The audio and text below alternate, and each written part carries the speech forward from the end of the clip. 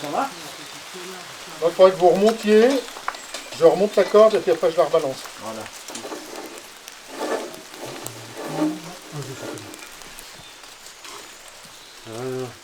Tu vois ce que ça tient ça, Gamme. Oui. Parfait. Ouais, nickel. Voilà. Tu as fait ça toute ta vie. Jusqu'à la souche. Et puis on redescend. Ça va comme ça ou comme ça? Non, comme ça, là. Comme ça, là, ouais. Mais c'est dessiné. Voilà. Et après il y a celle-ci, bon. Ouais, mais il faut vraiment les serrer bien ou... Parce qu'après il faut déplacer le truc, hein. On peut les serrer... Il n'est pas dans l'alignement, hein. Les serrer. Alors, remontez là, puis on va vous encorder. Parce que... La grotte, elle est découverte à la fin du 19e siècle. Et puis on y fait les premières fouilles tout au fond de la cavité. On ne trouve pas grand-chose. Il faut attendre les années 1950 pour qu'il y ait Jean-Pierre Géquier, qui est un covasson de naissance, féru de préhistoire, qui s'attaque au terrain de la grotte des Pleins, puis qui commence à faire les premières fouilles. Il est tout jeune, il a une quinzaine d'années quand il commence à travailler dans la grotte. Il va fouiller entre 1950 et 1962. Pendant ce laps de temps, donc c'est à peu près ces 10 années de fouilles, il va trouver beaucoup d'ossements, notamment des ossements d'ours des cavernes, qu'il va lui-même déterminer. Il va également mettre en évidence dans les mêmes couches que celles dans lesquelles il trouve ces ossements d'ours des cavernes, des outils en pierre. Puis ces outils en pierre, il va les rapporter à l'homme de Néandertal. Géquier, il est appelé à devenir archéologue cantonal, il prend ses fonctions juste après l'arrêt des fouilles et il meurt en 1967. Et puis après, il n'y a plus rien qui se passe au niveau de la grotte pendant presque 60 ans, avant que la section archéologie de Lopan reprenne des nouvelles investigations pour actualiser les connaissances que Géquier avait pu accumuler au cours de ces différentes fouilles. La reprise des fouilles, elle a été hâtée à cause d'une fouille clandestine qui a eu lieu dans la cavité en 2017. Et la section archéologie de Lopan a repris les fouilles en 2021 pour encore 3-4 ans, à peu près. Donc quand les gars ils viennent à la fin du 19e, là, quand ils la trouvent, et puis quand Géquier il fouille, il n'y a pas ces deux tas de déblais, donc la grotte elle est aussi un peu plus vaste. Puis là, en fait, Géquier il avait aussi fait un autre trou, un autre sondage, pour voir jusqu'où continuait la grotte. Donc tout ça, toutes ces pierres, ça vient de là. Les chauves-souris, c'est là où elles se mettent, préférentiellement l'hiver. Là, tout elles sont plus là. On les entend des fois aussi quand elles... Voilà, elles sont pas là. Dans les flaques d'eau, il y a des petites bestioles qu'on appelle des colamboles qui viennent. Ça fait partie de la faune cavernicole. Donc ça, c'est les capteurs thermiques, là, les petits trucs que tu as vu ici pour mesurer la température. Et puis il y a aussi des belles inscriptions, là, avec des dates, tu vois, 1874. La grotte, elle est trouvée, enfin les premières fouilles, elles sont faites en 69, donc il y a des gens qui viennent après. Sachant que ce qu'on voit comme entrée actuelle, là, c'était peut-être pas l'entrée à l'époque préhistorique. Hein. Elle était peut-être plus en avant, mais elle a pu être abîmée après, au fil du temps. Et puis les seaux que tu vois là-bas, ça doit être le matériel de fouille de Géquier, ça. C'était resté dans la grotte toutes ces années. On l'a ramené ici. C'était un réveil. Ouais, c'est plutôt il y avait un truc pour fouiller.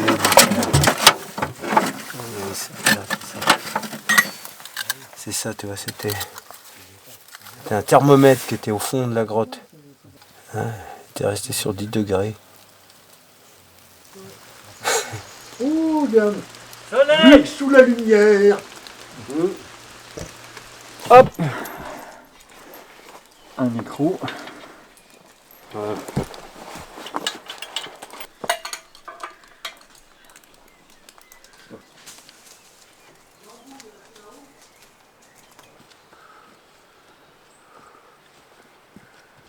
Ça pose. Pose.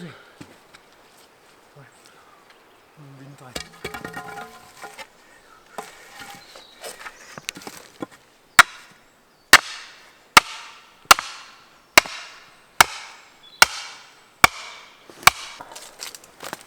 les déjà.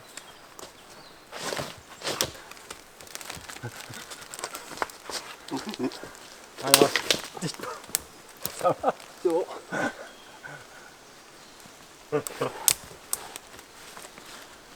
Voilà, ouais, c'est dans cette hauteur. Voilà. Ouais.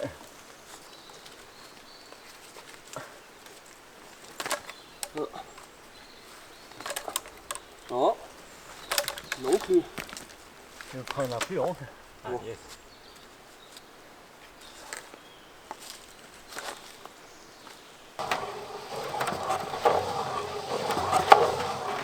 Bah si, ça peut être que ça. Oui. Mais la truc a été beaucoup plus haute. Hein. C'est bon là, tu peux lâcher. Hein. Voilà. Faut penser aigle, Fred. Aigle. Pense pas aigle. Ou aigre. Ouais, mais je sais pas, hein, c'est bizarre, parce que sinon ça tombe dans le doigt. Non, c'est pas bon, hein, bravo, ça. Hein. Bah, Pascal, vas-y, essaye.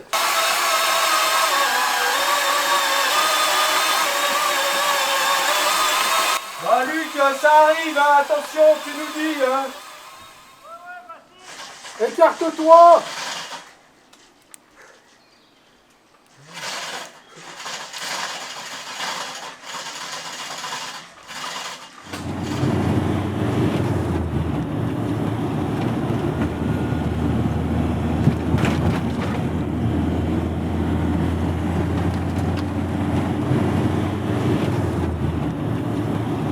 Ça c'est la coupe là, la grande coupe du sondage Géquier. Et puis là on a toute la stratigraphie qu'il avait pu voir. Et puis comme le but c'est quand même de refouiller pour retrouver du matériel en place, etc. On va repartir de cette coupe, on va ouvrir 1 mètre carré. On fouille par carré de 50 sur 50. Puis on descend les 1,50 m de la stratigraphie par des petites passes. Et puis hier on a repris des points, etc. pour réimplanter un carroyage. Notamment en fonction du sien. Alors ça joue plus ou moins bien parce qu'il peut y avoir des décalages parce que nous on prend ça avec des, tu vois, avec les lasers, etc. C'est plus précis que ce que lui. La section archéologie de l'Opane a repris des fouilles à la grotte des Pleins, puisqu'auparavant elle avait repris aussi des fouilles à la grotte de Cotanchet. En fait, ces deux grottes, ce sont les deux seules cavités à avoir livré des vestiges qui sont rapportables à Néandertal en terre châteloise. Alors, Cotanchet, il y a eu un projet de mise en valeur qui s'est étalé entre 2015 et 2020, durant lequel on a pu obtenir de nouvelles informations via des nouvelles fouilles. Et puis là, l'intérêt, c'est de comparer ce qu'on a trouvé à Cotanchet avec ce qu'on peut trouver également au Plein, puisque c'est le seul autre gisement qui est pour l'instant connu et comparable à ce qu'on connaît à Cotanchet. Donc il y a un enjeu scientifique très important, hein, puisque si Cotanchet, on l'a daté maintenant, il reste à dater aussi la grotte des Pleins, voir si tout ça est contemporain, au moins à l'échelle de résolution des méthodes de datation. Et puis essayer un peu de mieux comprendre ce qui s'est passé au Plein, comme on a essayé de le faire aussi à Cotanchet, au niveau des occupations humaines préhistoriques les plus anciennes. Et puis le but, ça va être sur cette surface de 50 sur 50, ça va être de descendre par passe régulière. Oui, de combien c'est? Alors, dans le plancher stalagmitique, on va faire peut-être 5 cm, voire un peu plus. Et puis, quand tu as fini ton décapage sur toute la surface de 5 cm, ton sédiment, tu l'as mis dans des sacs. Les objets, tu les as récupérés. Et situés. Et puis situés aussi, on va voir comment. Et puis, à la fin de chaque décapage, en fait, tu reprends les altitudes. Ce qui fait que là, on sait exactement quelle épaisseur a été fouillée. Et après, tu reprends que la base. En 2021, on est intervenu dans un premier temps pour dégager les déblais que Jean-Pierre Géquier avait laissés à l'intérieur de la grotte, les déblais de ses propres fouilles. Pourquoi est-ce qu'on dégage ces déblais? D'une part, pour faciliter l'évolution des fouilleurs à l'intérieur de la cavité, parce que c'était quand même relativement encombré. On ne pouvait pas, au départ, se tenir véritablement debout et puis évoluer comme on voulait avec nos outils à l'intérieur de la cavité. Et puis d'autre part, le fait de récupérer ces déblais, on va les tamiser à l'eau. Et en fait, on va récupérer tout ce que Géquier et puis ses collègues ont laissé échapper lors de leurs fouilles. Parce que de toute façon, même le meilleur des fouilleurs, il laisse forcément échapper des choses. Il y a des choses qu'on ne peut pas voir sur le terrain. Il y a des objets qu'on ne peut pas repérer, ils sont trop petits. En plus, ça dépend du sédiment, s'il est collant, peut aussi masquer pas mal d'éléments. Donc le fait de récupérer ces sédiments, de les tamiser à l'eau ensuite, ça permet justement d'extraire de ces sédiments des éléments tels que des ossements, et puis là, en l'occurrence, surtout des outils en pierre taillée. Ça, c'était un animal avec des sabots. C'est Blanc qui m'a expliqué. Il y a les deux. Oui, c'est un... Ça peut être un cervidé, ça. Oui, c'est ça, un cervidé Non, ou un... avec ça, avec les deux trucs. Ou un bouquetin. Ah ouais ou du... Et si c'est plus gros, ça peut être une Chamois vache, ou tout comme ça, non? Ouais, non, Ouais. ça fait plutôt... C'est tellement long, ça fait une bestiole sauvage. Ouais. C'est Peut-être un cerf. Non, c'est trop petit. Un chevreuil. Ouais, voilà, ouais. Vas-y, descends. Attends, celui-là, ça doit être... Maintenant, va sur ta droite, à gauche. Attends. C'est R11. Petit poil. Vas-y, ben, enregistré. Alors au départ, il a fallu mettre en place un carroyage Ah oui. qui reprend peu ou prou celui qui avait été mis en place par Jean-Pierre Jecquier, qui se cale assez précisément avec le sien, alors qu'il n'avait pas les mêmes outils qu'on a actuellement.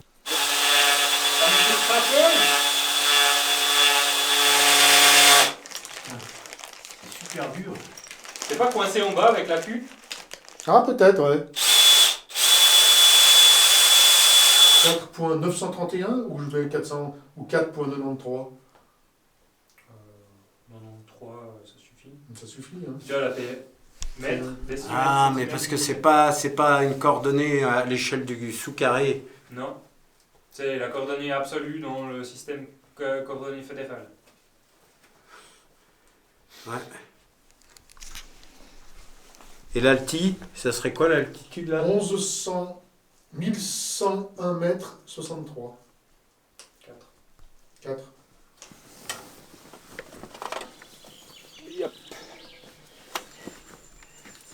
On voit un bon coup là. C'est ouvert. Hein. En 2022, on a continué un petit peu l'évacuation de ces déblais, mais surtout on a procédé à une fouille au fond de la cavité, à un endroit que les fouilles clandestines avaient endommagé. Et puis en fait, on avait une espèce de surplomb de certaines couches. Tout ça menaçait de s'effondrer. Il fallait intervenir relativement rapidement. Donc là, on a décidé de reculer les coupes telles qu'elles avaient été abîmées par les fouilleurs clandestins. Et puis ça a permis de revisiter l'intégralité de la stratigraphie telle que Jecquier l'avait définie, mais cette fois-ci avec des méthodes modernes, on va dire. Donc ça nous a permis de retrouver d'autres ossements, et pas que de l'ours des cavernes. Il y a aussi de l'ours brun, il y a aussi d'autres espèces animales certainement. Ah, mais c'est pas siliceux ça? Si c'est là-dedans, ça. Pas sûr. Hein. Une surface toute usée. Ah oui, ouais, t'as raison. c'est Ouais. là-dedans, Ah, ça, ouais. ouais. Le Z c'est 1101,46 Bastien. Ok, merci. Et puis, c'est le 18, hein 0018. Ouais. Ça, c'est une oxypanose de crâne. Oh, joli. On va voir ça. Il est encore dans sa grande calcaire, là, comme ça.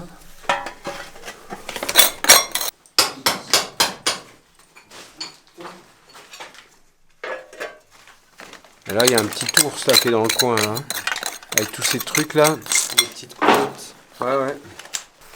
Ce que Fred a retrouvé dans la couche, c'est ce genre de truc là. Voilà des ossements. C'est leur montée. Ossements d'ours, du jeune. C'est une canine lactéale d'ours. Donc c'est une dent de petit ourson qu'il a perdu ici. Et puis après il y a du plus gros quand même. Tu vois, ça c'est beaucoup plus gros. Tu vois. Puis ça c'est vraiment usé, c'est un vieil ours. Hein.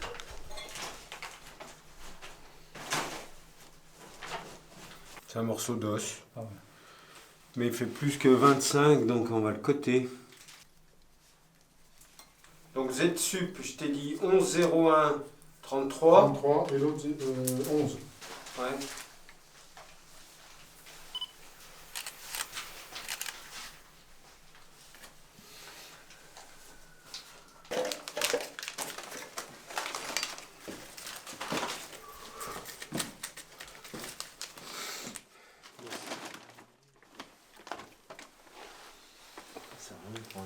Ça, c'est de la terre à godasses, tu peux gicler.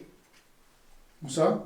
Ça, là, cette couche-là, et puis ces trucs. En fait, c'était plat au départ.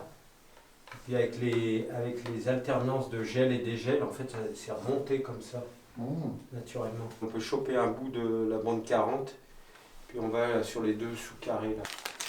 Tu veux lequel?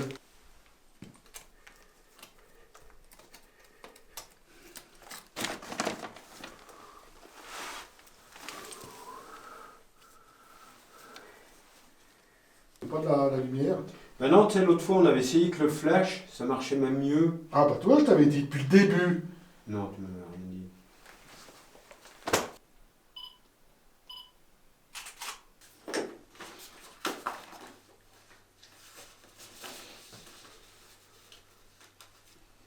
Là, c'est bon quand même. 165.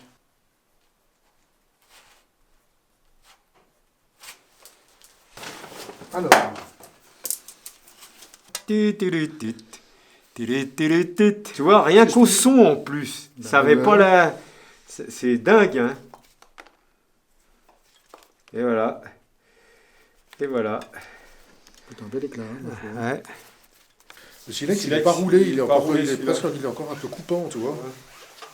T'as vu toutes les séries d'enlèvement là? Oui. T'as rien qu'au son, ça faisait ça. Ce qui veut dire, mon petit chauvière, Bah, il faut que qu'on. sur une petite surface comme ça, on en a quand même trouvé. Deux. T'en as trouvé 3, puis Non. t'en as trouvé au-dessus. Ouais, ouais, mais deux.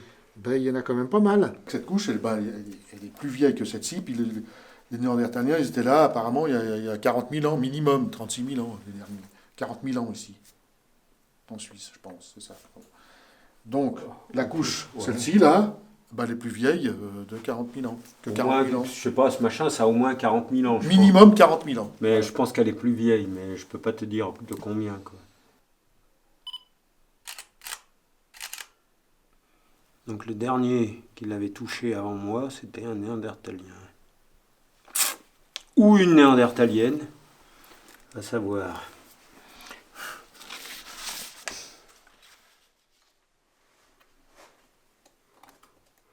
Le but, c'est d'essayer de dater toute cette séquence, quoi. Parce que plus récent que le paléolithique moyen, il n'y a rien. Non, il n'y a rien de... Non, non, non. Même Remplissage pas- sédimentaire, en tout cas, il n'y en a pas. Ouais, même pas des chasseurs. qui Non, sont non, il n'y a là. aucune autre trace archéologique, quoi. Et puis les outils du Paléo moyen, alors tu les retrouves dans cette couche là, qu'on ira voir Ouais, plus, ouais. ce que Jackie appelait la groise ici. D'accord. Et puis il en retrouve aussi ici, C'est ça la couche brune. Ouais, ouais, ouais. ouais. qui ressemble vachement à celle de Cotanché. D'accord. Voilà la base où tu as Oui, oui, je les vois. pollens de charme. Ouais, ouais, je vois. Et puis là-dedans, on a retrouvé ce qu'il décrit, c'est-à-dire qu'à la base de la couche, il y a des outils en pierre, et puis il y a des charbons. Le truc plus noir, là, Ouais. ça serait. Ouais. Ouais. Dans ce qu'il appelait le plancher stalagmitique, c'était ça, puis ça pour lui. Ah, le truc blanc. Ouais, ouais, en les dessous, ouais. cailloux en Ouais, dessous aussi. ouais, ouais. Qui sont des cailloux en fait un peu, Ouais. voire des fois très cimentés. Il trouvait de l'ours brun. Là-dedans, tu dois avoir des pollens, ça piège du pollen, non? Puis il y a même parfois aussi des graines qui sont conservées dedans. Ah, des macro-restes? Ouais, Ah des ouais. macro-restes. Mais Ah bon, ouais. il faut certaines conditions. Ouais. Hein. Une fois que je vais avoir prélevé, je vais faire exactement le même travail que vous allez faire vous, c'est-à-dire je vais enlever tout ce qui est grossier, quoi, tous Ouais, les ouais. cailloux, tous les graviers, Mhm. pour faire la préparation chimique uniquement sur la partie la plus fine. Quoi. Ouais.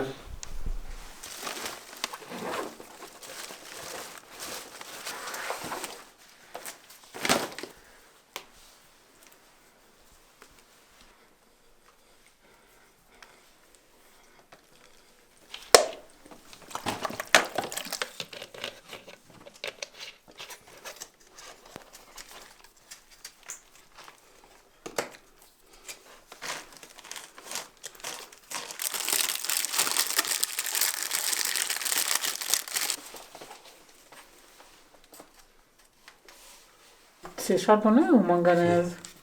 Non. Alors c'est peut-être ça, ces niveaux liserés dont il parle. Ça sera logiquement plus de manganèse que de charbon.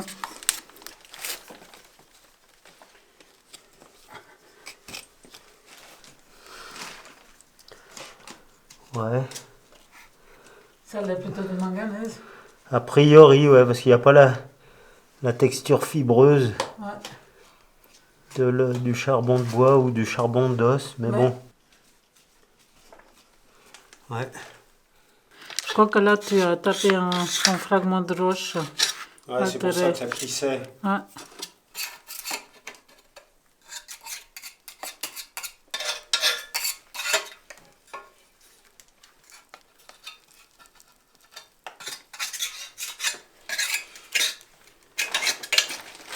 Oh la grave. Ah, magnifique. C'est des cendres. Ouais. Hein? Et on a même le fond là. Ça. Ouais. Ça c'est joli. Non, c'est plutôt un fragment de calcaire. C'est du calcaire. Ouais. Bon. Ça va. Mais quelque chose qui vient pas de la grotte. C'est un calcaire. Non, c'est calcaire, mais ça réagit très fort. Mais c'est un truc très gris. Ah oui, il y en avait aussi hier. Un Donc, petit peu. Ça peut pas être brûlé, ça? je me demande.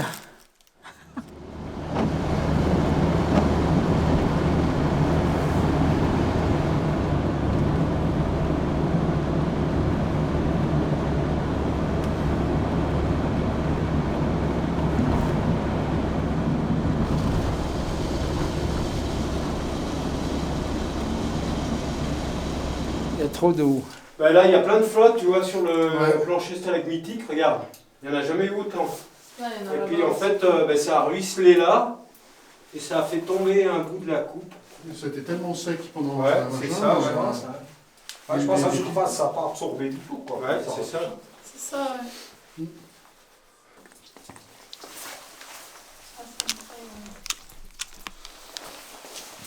Les derniers néandertaliens, ils disparaissent d'Europe vers 40 000 ans. Après, jusqu'où ça va, c'est tout l'enjeu de ces datations. Après, il y a l'Homo sapiens, dit aussi l'homme moderne. Et là, on sait qu'il y a des incursions déjà en Europe vers 50 000 ans. Mais l'installation définitive, et puis surtout substantielle, de cette espèce qui vient d'Afrique, c'est véritablement à partir de 40 000. Il y a même au moins un site où il y a du Néandertal, du Sapiens, du Néandertal, du Sapiens. Donc en fait, ils ont côtoyé les mêmes lieux, ils se sont peut-être même croisés dans ces lieux-là. Alors c'est pas forcément perceptible via la culture matérielle, mais en tout cas via les études paléogénétiques, on sait qu'il y a eu des croisements. On y va alors? Nous, à 2 en haut, normalement ça devrait aller. Ouais. Ouais, moi Donc je on suis... est à 4 en bas alors. Ouais, ça Ah, serait... c'est simple. Ok.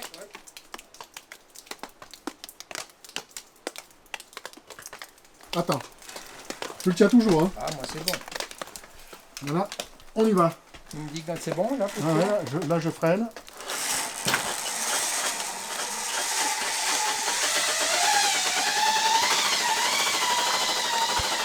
On pourra protéger que ce qu'on connaît. Donc il n'est pas nécessaire de cacher les endroits où on trouve de l'archéologie. Au contraire, il faut les faire connaître pour que les gens s'approprient aussi ces lieux et puis en deviennent aussi les protecteurs.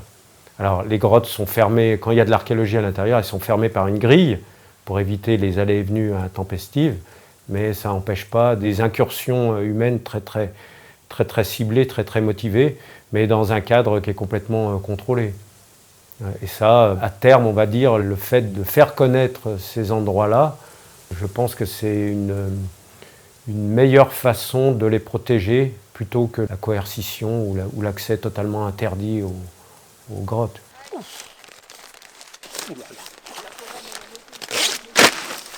Maintenant la tourne, c'est que je devais aller faire des... La grotte des Pleins ne se visitera jamais, en tout cas par le grand public. C'est trop difficile d'accès. Il est trop dangereux d'amener des groupes, tant pour accéder à la grotte que pour des questions de stationnement devant la cavité. Donc il faudra trouver d'autres façons de faire connaître la grotte au grand public. Donc ça sera via des expositions, des publications, de l'imagerie 3D manipulable ailleurs que dans la cavité. Et pour ça, il y a le partenariat avec le Laténium, évidemment, et le musée régional du Val de Travers.